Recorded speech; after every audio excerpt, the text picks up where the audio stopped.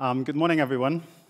It's a great pleasure for me to be here and present to you the World Energy Outlook 2017. As every year, the World Energy Outlook looks at a wide range of different technologies and different fuels. But I think this year's report is really about four major upheavals in the global energy system. And I'd like to kick this talk off by just quickly running you through these upheavals, and then we can discuss some of them in more detail later on. The first one is certainly the shale gas and shale oil revolution in the United States that is set to impact global energy markets significantly. Certainly also the rapidly falling cost of renewable energies. Since the year 2010, the cost of new wind plants has fallen by 25%. And in the same time frame, the cost of new solar PV has fallen by a staggering 70%. And with this, solar PV is on track to become one of the cheapest sources of new electricity in a number of countries. Then it's also China's economic rebalancing away from an economy that is based on heavy industries towards a more service sector-oriented economy, not least to tackle some of the country's ubiquitous environmental problems. And finally, electrification. Electric vehicles are gradually making inroads to the transport sector. We have a growing number of connected devices, appliances around us, and the growing middle classes in developing countries around the world are installing air conditioners with a record speed. But clearly, there is not one energy future. There are many different ways how the energy system, the future, could shape up. And there are also different ways in dealing with uncertainty. The way we deal with uncertainty is we do different scenario analyses. We have a so-called new policy scenario that is our main scenario that should just give you a feeling for the direction of travel of the energy system based on what governments have announced and said what they would like to do. Most of my talk is going to focus on this main scenario, but then towards the end, I will also introduce a different scenario to you. In our main scenario, global energy demand increases by 30%. What does this mean? This means this is like adding today's China plus India to the global energy system. So you can get a feeling that this is quite significant growth.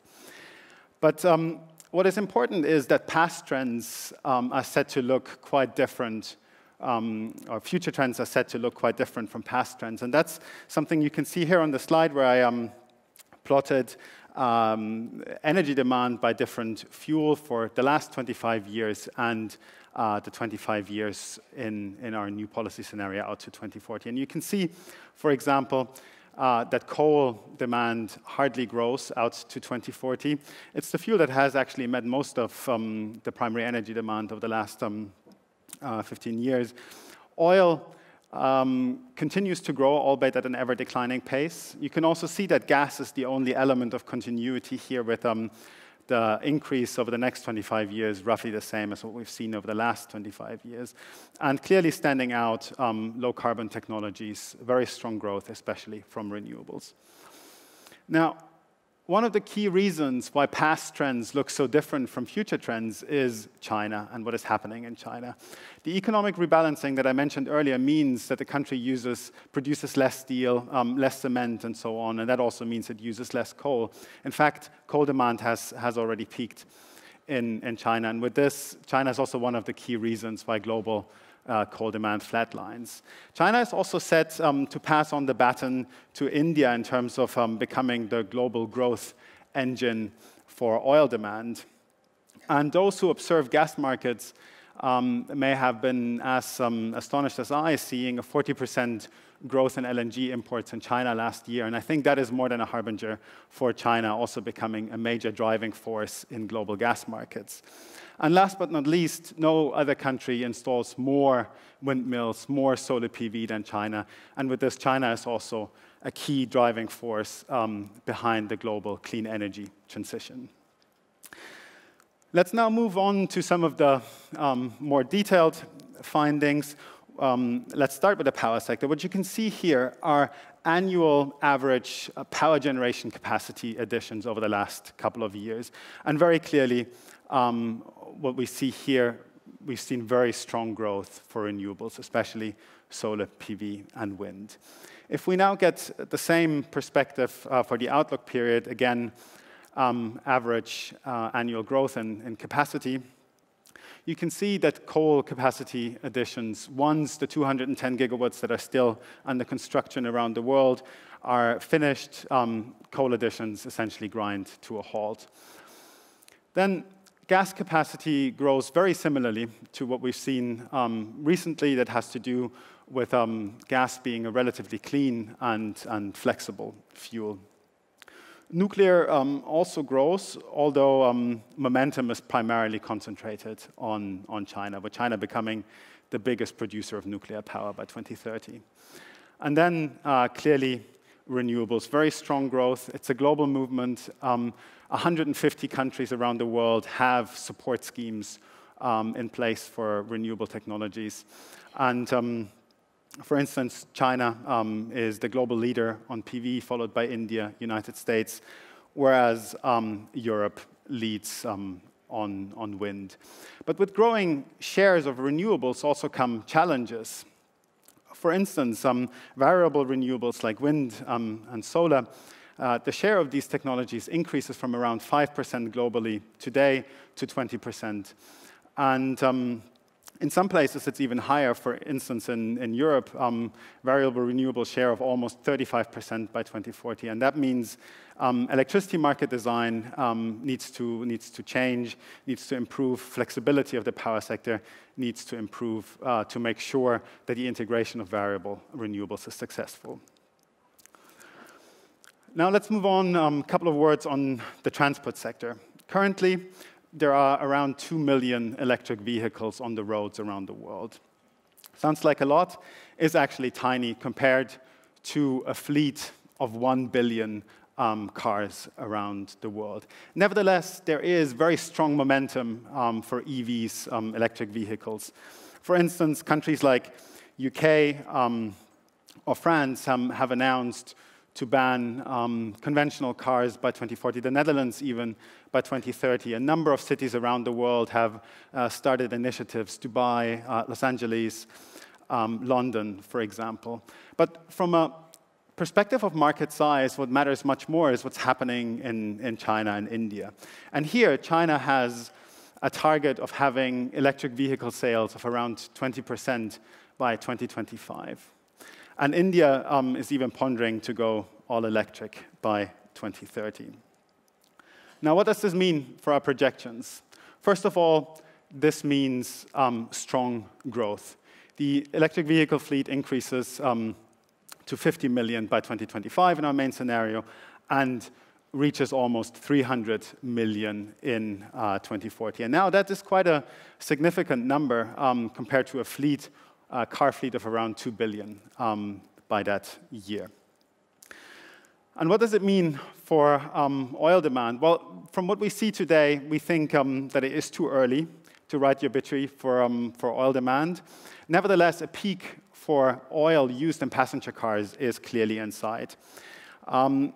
Efficiency improvements for engines, but also electric vehicles, biofuels, all of this together results in oil use in passenger cars declining over the next 25 years, despite an increase in the fleet. Oil use also declines in other sectors like power generation, but then there is still significant oil demand growth for trucks, transporting freight, for aviation, for producing plastics, for example, in the petrochemicals industry. But it's not just on the demand side where traditional assumptions are being challenged. The shale revolution that I mentioned earlier has very profound impacts for global markets. It started around the mid-2000s, first for gas, then for oil, and now we believe that we're witnessing a period of the biggest expansion of oil and gas production in a single country. What I mean with this is, if you think of the period from the mid-1970s to the late 1980s, the Soviet Union, that was the time when the supergiant West Siberian fields were developed, like Urengoy and Yamburg. And the development of these fields resulted in an increase in Soviet gas production by 500 BCM over that 15-year time frame. But now, we expect the United States shale industry to produce 600 BCM of shale gas in the period from 2008 to 2023, so topping the achievement of the Soviet Union.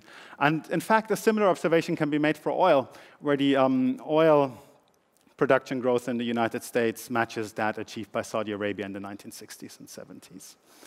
But there are limits as to how much oil and gas the domestic North American market can absorb, and as such, the US becomes the largest exporter of LNG by the mid-2020s, and it also becomes a net exporter of oil by the late 2020s.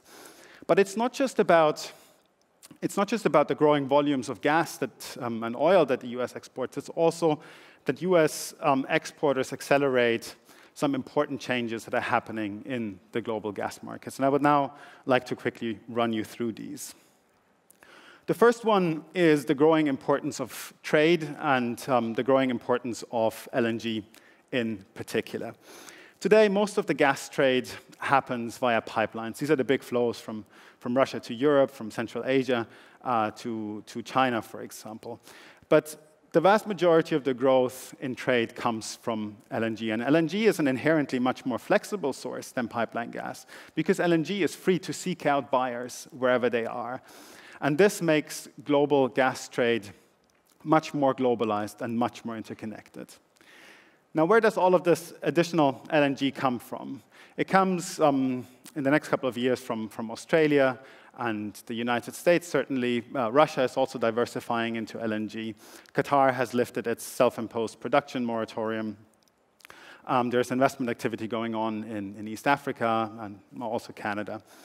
And this means that supplier diversity is set to grow. And for me as an economist, that also means that chances are good that competition is increasing in the gas market. Now, if we think of LNG from a demand-side perspective, we typically think of the European importers, the Asian importers like Japan and Korea, the advanced economies. But in fact, in our main scenario, 90% of the growth happens in developing countries, especially in developing countries in Asia. And here lie formidable opportunities for all those who deal with gas, some who produce gas, export gas, and so on. But here also lie two very important challenges. The first one is that many of these countries don't have sufficient gas infrastructure in place. And without infrastructure development, gas demand has a hard time growing. And the second one has to do with the affordability of gas. Many of these Asian developing countries have proven to be quite price-sensitive LNG buyers, and that means the gas industry needs to apply very strict cost control.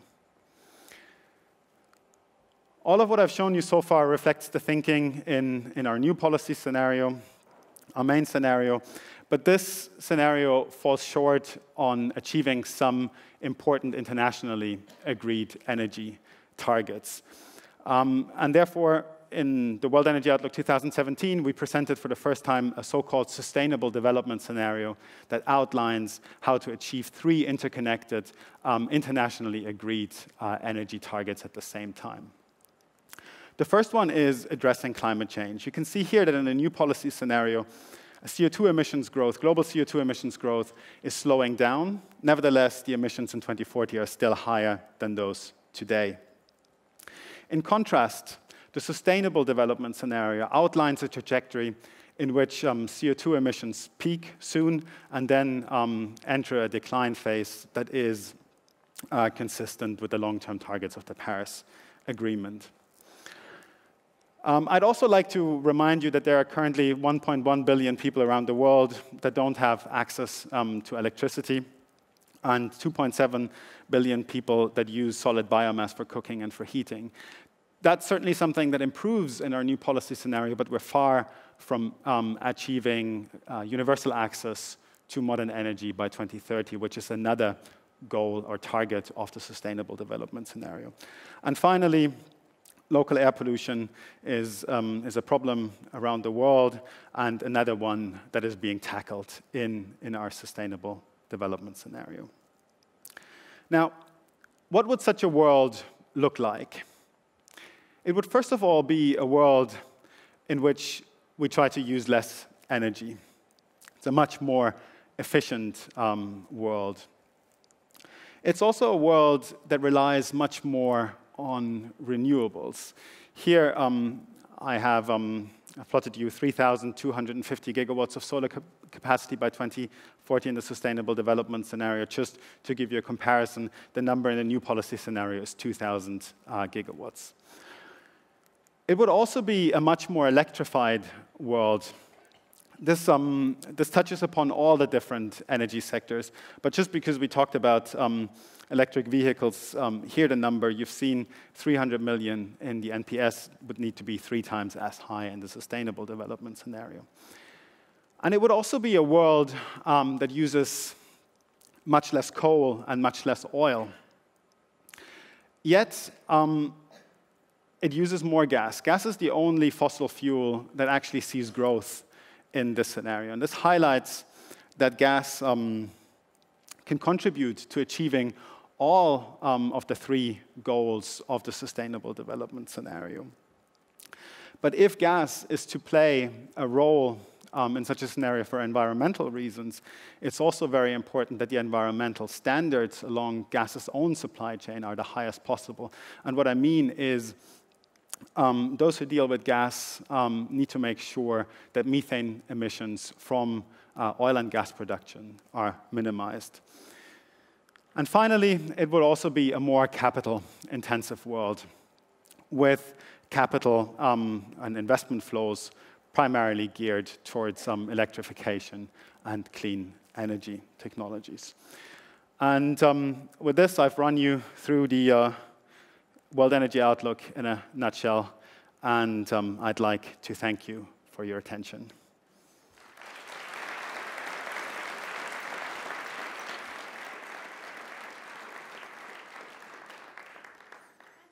That was great, and thank you so much for cantering across that territory so quickly, just like I asked you to. Can we please have the previous slide back up on, the very nice summary slide, because that's a really good... Please do sit down, make yourself comfortable. I think that's it. That's a great slide to help us get the discussion going, don't you think?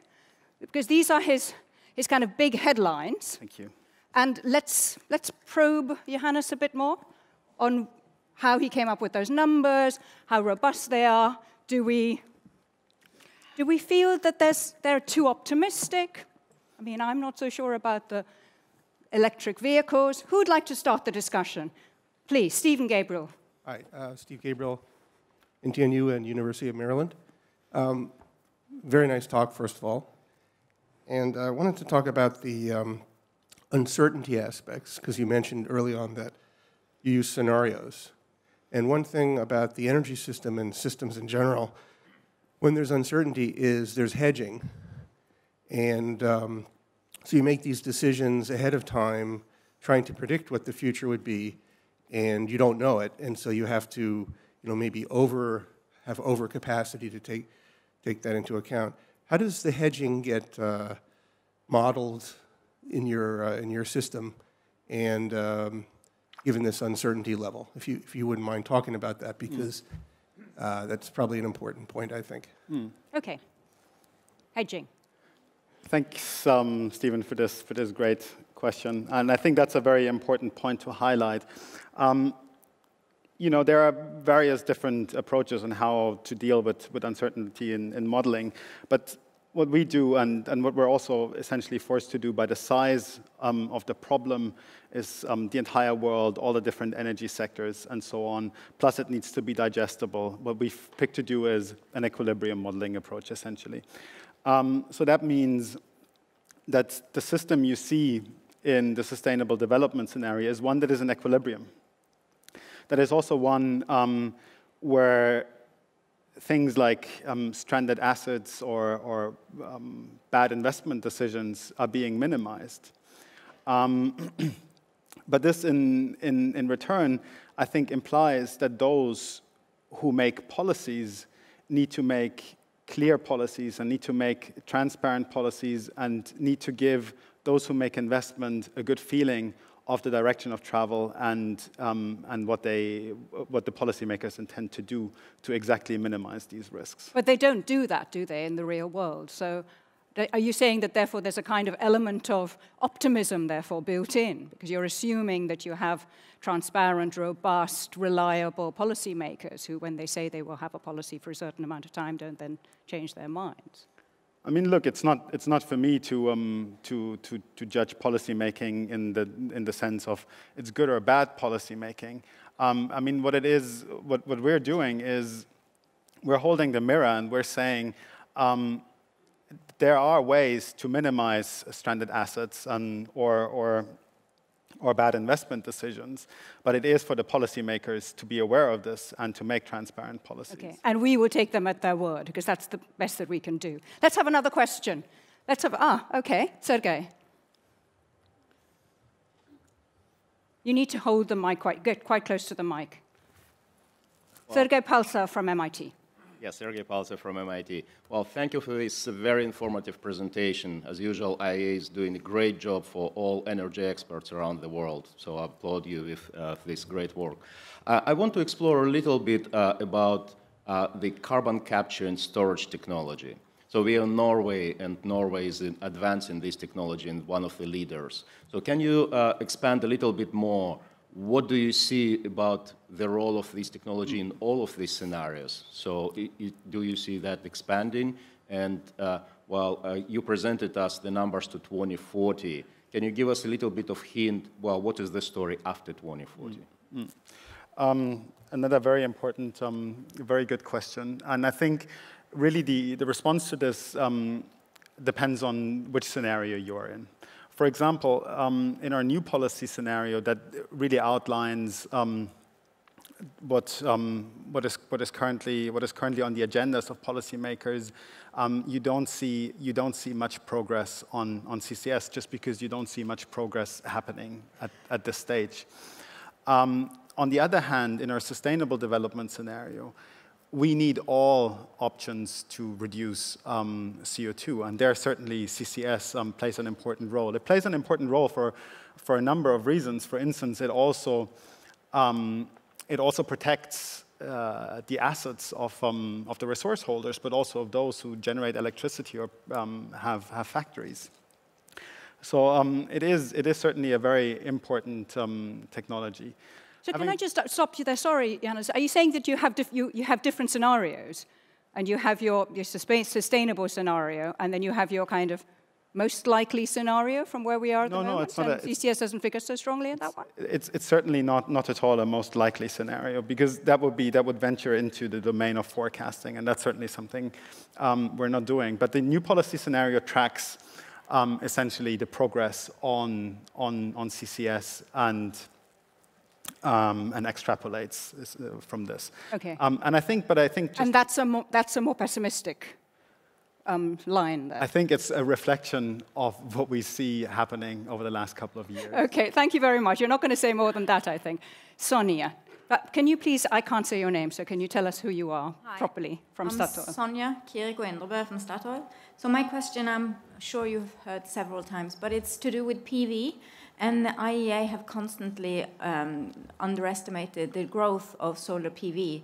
And in 2017 report, it was said that now you kind of really changed the model, so to predict it better. But you still say 75 gigawatts-ish every year, going from 2017 onwards.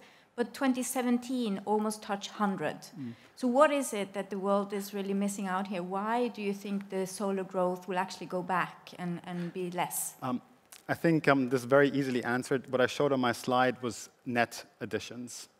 And it was over the time frame of 25 years. So that means you will need to replace an awful lot of PV that is already installed that comes to the end of the lifetime over that period. And that's something that will bring the growth much more up than the 75 that you mentioned. So if I follow up, sorry, just a quick question. So if you hit the 3250 then on solar, if solar grows faster than you say, what is it that will have to give? What is it that will not be there in the mix that you showed? I mean, it's obviously a completely different system. So there would certainly be less coal in developing countries. That is something that we see, like if you look at the investment plans in developing countries in Southeast Asia, but also in India, these countries still count on expanding their coal fleets. So that's certainly something that would be replaced in the sustainable development scenario by a growing number of growing installations of PV, but certainly also wind. It may also be in the very long term, in the sustainable development scenario, gas from power generation. Because depending on where you are, gas takes a transition role.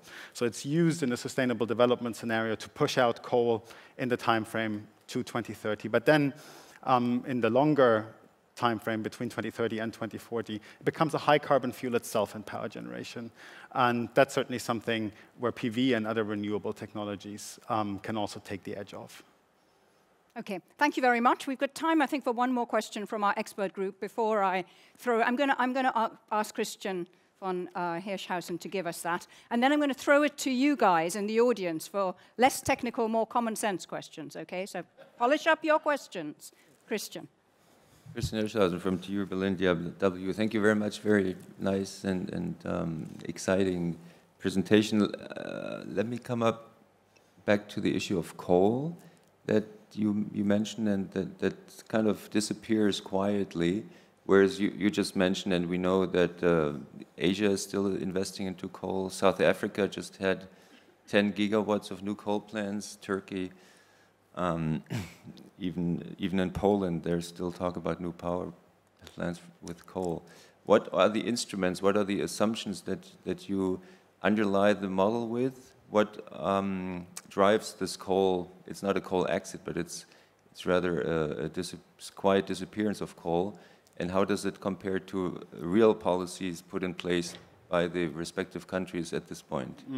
Thank you very much. Well, I mean, just because there is no growth in coal demand in the new policy scenario, I wouldn't go as far as calling this a coal exit. And nevertheless, there are regions also in our new policy scenario where you could speak of a coal exit, at least over the longer term. Europe is a good example, where just the fleet itself by default closes down because it gets old, and there. Like in Europe, but also in the United States, we don't see much replacement investment going on. And then in the other developing countries, I think we need to have a look at each individual country. South Africa, for example. It's true that there have been 10 gigawatts under construction, but now the country is facing huge issues for investment, for example, into new mines. Eskom, for example, is a very, very precarious financial situation. The cost of renewables has fallen very rapidly. And I'm not saying that there won't be new coal plants in South Africa, but certainly the growth has slowed down very considerably. And then Southeast Asia is a region that very heavily continues to invest coal, and where coal is very high up on the agenda, also in South Asia, Pakistan, India. So this is something that is not going to disappear anytime soon. But if you take the decreases in some places and the increases in other places, they essentially offset, and that's how you arrive at the flat trend line in the new policy scenario. Okay, and there are clearly changes that we're expecting to happen which haven't happened yet, which I guess is partly why when you get to 2040, we're beginning to say, okay, maybe the demise of coal era has entered. Come on now. Question. Okay, great. I'm going to throw it to you. Tell us who you are, please. So, hello. I'm Stian Bakke. I'm a PhD student at NTNU. Okay, common sense or technical? Technical. Oh, sorry. I want to ask you, what role does biomass have in this sustainable development scenario? I think that's quite common sense, actually. Okay. Okay. Yeah. I mean, I don't have the numbers ready offhand. You'll find them in the books. But biomass for us is primarily a transport fuel. So it's in the sustainable development scenario. You use the different options that are best placed for the different sectors. And here for the transport sector, which isn't easy to decarbonize, biofuels are certainly a good option, and that's why they feature most prominently. Okay, thank you. One last question from the floor. Sorry, I wasn't good at cricket. My name is Arild Nystad. I'm an independent energy observer. Could you highlight the tentative instrument of the price mechanism when you have independent decision makers, both on the supply side and demand side? Would policymaker be willing to use the price mechanism in order to move it towards your goal? When you mean price mechanism, do you mean, I mean CO2 relative pricing? prices that you put some sort of a, you use the price mechanism in order to get relative prices away from coal towards solar. That's Maybe the way the commercial market reacts. Carbon pricing finally going to be a meaningful tool, a meaningful lever for change, yeah? Right. Yeah. Yeah. I mean, it simply hasn't worked so far. It's looking to 2040. Is it going to be an instrument which was going to deliver results? I think this, again, really depends where you are. There are some places where we've seen the UK, for example, where the carbon price floor has had quite substantive effects on coal to gas switching. But globally, our scenarios don't rely on sort of a global carbon price. There are initiatives around the world in terms of carbon pricing. China is a good example where they're working on introducing an ETS system. But I don't think that our projections rely to a large degree, carbon pricing is not a key element, neither in our NPS nor in our sustainable development scenario to achieve decarbonization. It can be a very important element in some places, but there are also other elements in other places. These can be command and control measures, for example, that can achieve similar effects. Whether they're as economically efficient is a different question. But we also need to be realistic on what is on policymakers' agenda and what their preferences are in terms of instruments. Oh, that's really interesting. So if we ever get into an era where carbon pricing becomes a meaningful tool, maybe we can accelerate that move. So it's interesting that you're being quite conservative there. Johannes, thank you very much for getting us going, covering a lot of ground. And please do make yourself comfortable and participate in the rest of the discussion. We'd love to hear from you again and again in the course of today. Johannes Trüeby, let's give him a warm round of applause.